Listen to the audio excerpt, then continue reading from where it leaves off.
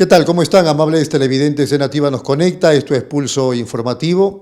Vamos a conversar con Raúl Noblecilla, abogado, pero también político, y hasta diría, él si no nos lo corregirá, precandidato al Senado para las próximas elecciones del 2026 por el partido de Luna, José Luna, nada menos que Podemos. ¿Cómo está, doctor Noblecilla? Buenos días. Rodolfo, siempre un gusto saludarte y compartir contigo. Una impresión global de la crisis, ¿no? No terminamos de salir de esto, al contrario, sentimos que nos seguimos hundiendo. Es correcto, sentimos que nos hundimos, sentimos que no hay porvenir. Todos, o al menos creo que tú compartes conmigo, tenemos esa ilusión de despertarnos un día y ver que ya no está Dina y lo que representa Dina. Lamentablemente, estos años de un gobierno que considero ilegítimo, represivo, corrupto, nos mantuvo con la esperanza de que en cualquier momento esto iba a acabar. Pero usted acaba de decir algo muy bonito que lo escuchaba en los cuentos de hadas cuando niño, ¿no? Ojalá despertáramos y cambiara todo. Pero yo tendría que decir, sin luchas no hay victorias. Por supuesto, sin luchas no hay victorias. Y yo creo que el pueblo sí luchó. ¿A qué punto luchó que dejó más de 60 muertos en el sur por las protestas contra un gobierno que se considera ilegítimo, corrupto? Sí luchó, pero perdió. No se derrotan batallas, ¿no? La vida nos demuestra que la lucha es permanente y siempre hay una oportunidad.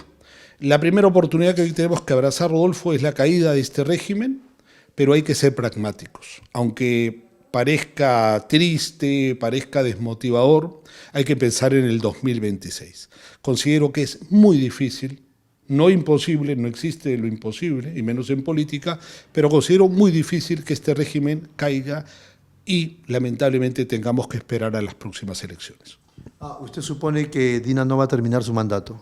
No, por el contrario. Entonces no va a caer, pues va a culminar no va a caer, sino vamos a tener que esperar el cambio de Dina en las próximas elecciones del 2026. A eso me refiero. Claro, no, el régimen finalmente no va a caer, culmina su mandato y más bien algunos dicen que si dejamos las cosas tal como están, van a seguir copando el Estado a las instituciones más importantes, incluido el Jurado Nacional de Elecciones, y van a dejar todo, digamos, preparado para mantenerse ellos en el poder. Hay dos factores, Rodolfo. El primer factor es el factor de la seguridad de Dina y compañía. Vale decir, hoy están protegidas por mafias, hoy están protegidas por un sistema que los sostiene. Pero ¿qué va a pasar cuando esto cambie? Lo primero que tendría que pasar... ¿Quiénes sostienen a Dina Boluarte? Bueno, yo creo que, no creo, estamos seguros, lo sostiene principalmente los partidos políticos que representan los intereses de los grandes, el fujimorismo principalmente, Alianza para el Progreso, y otros partidos o bancadas que se han ido disgregando, pero que siguen siendo fuerza para seguir sosteniendo a Dina. Podrán tener entredichos entre ellos. ¿A eso los califica usted de mafias? Es que su comportamiento es mafioso, porque quien sostiene a una corrupción tiene que ser una plataforma mafiosa. Entonces, más allá de la condena jurídica, hay una condena política. Si tú me dices que cómo se sostiene la corrupción de Dina Boluarte, yo tengo que ser pragmático y decir se sostiene por las principales fuerzas de la derecha del Perú. Entonces, que a su vez representan a los intereses de grupos económicos. Entonces, Dina, que es una empleada de ellos, tiene que terminar su contrato, o es despedida, que lo dudo, o sencillamente termina su contrato el 2026. Pero volviendo, digamos, a lo que estábamos, ¿qué posibilidades tiene Dina? Tiene dos. O se cubre y se protege a partir del 2026, o sencillamente lo más peligroso es que se repita el plato en el 2026 por estos mismos partidos que podrían tratar que Dina una empleada bastante fiel en estos 2 últimos años, se mantenga protegida y no termine donde tienen que terminar los corruptos y los traidores, no solamente en las páginas tristes de la historia, sino también en la cárcel, ¿no? Lo segundo es lo más posible que ocurra, ¿verdad? Yo creo que sí, jurídicamente hablando, pero hay un ingrediente muy importante, Rodolfo. Tenemos que volver a la democracia. Y volver a la democracia no se trata del tema de las elecciones, sino volver a un sistema que por lo menos nos permita creer o tener duda. Mira qué triste el escenario. Por lo menos nos permita tener duda de que puede aplicarse justicia en nuestro país. Pero hoy ni siquiera tenemos duda, tenemos certeza. Certeza de que no hay justicia en nuestro país. Lo que quiero decir es que ese es un buen deseo de su parte, pero todo parece indicar que va a seguir ocurriendo lo que ellos quieren que suceda. Se van a mantener en el poder después del 2026 y, como decía usted, Dina Boluarte pues no irá a la cárcel y será protegida. Va a depender de muchos factores. El primer factor es la unidad. No, pero no hay unidad. Pero tenemos que convocarla, porque tampoco podemos ser, tan apagaluces, ¿no? Ya no hay unidad, nos fregamos. No. Tenemos que, a ver, no solamente en honor a los que han caído. Dígame un atisbo de unidad que le dé la esperanza al televidente que le está viendo. Más que un atismo, hay situaciones reales. Por ejemplo, partidos, y déjame decirte, lo tengo que decir, como Podemos Perú, que estamos llamando a una unidad no de papel, sino de verdad. Y tú me preguntarás, pero ¿cómo es posible? Yo soy un ejemplo de esa posibilidad. Un ejemplo pequeño, pero soy un ejemplo. Tú me conoces, Rodolfo, y a mí se me reconoce como un hombre de izquierda, como un hombre que apoyó a Pedro Castillo. Yo te quiero decir 2 cosas, que sigo siendo de izquierda y sigo apoyando a Pedro Castillo. Y cuando yo he sido invitado a formar parte de Podemos Perú, lo he hecho con la convicción de la unidad. No parece demócrata a usted, porque ¿cómo va a apoyar a Pedro Castillo, que renegó de la democracia y, digamos, pateó el tablero del sistema y dio un golpe? Yo creo que Por lo menos un intento de golpe. A estas alturas del partido, Rodolfo, y después de 2 años, ¿verdad?, de gobierno ilegítimo, corrupto, criminal y asesino de Dina Boluarte, hablar de que esto es culpa de Pedro Castillo ya linda con lo absurdo. Aquí, si hubo un golpe... ¿Quién habla de culpa de Pedro Castillo? Culpa, responsabilidad o lo que sea. Si acá hubo un golpe de Estado, si aquí hubo alguien que pateó el tablero, no fue exactamente un papel y un discurso, sino fueron los que hoy nos están gobernando, los que hoy han querido normalizar a través de esa sucesión constitucional y tienen a Dina Boluarte, una mujer que daba cara hipócrita a los intereses, que hablaba de los pitucos de Miraflores, hoy Rolex, hoy grandes banquetes, hoy corrupción total. Pero eso entonces, no lo santifica Pedro Castillo. No, acá no hablamos de santos, los santos están en el cielo, ni siquiera en el Vaticano. Pero aquí hablamos de consecuencia y de realidad. Hubo un golpe de Estado, pueden haber interpretaciones e incluso me atrevo a decir... Dio un mensaje a la nación, todos lo vimos. Pero es que el mensaje a la nación no es lo que la derecha construyó incluso antes del ascenso de Pedro Castillo. Esto fue planificado.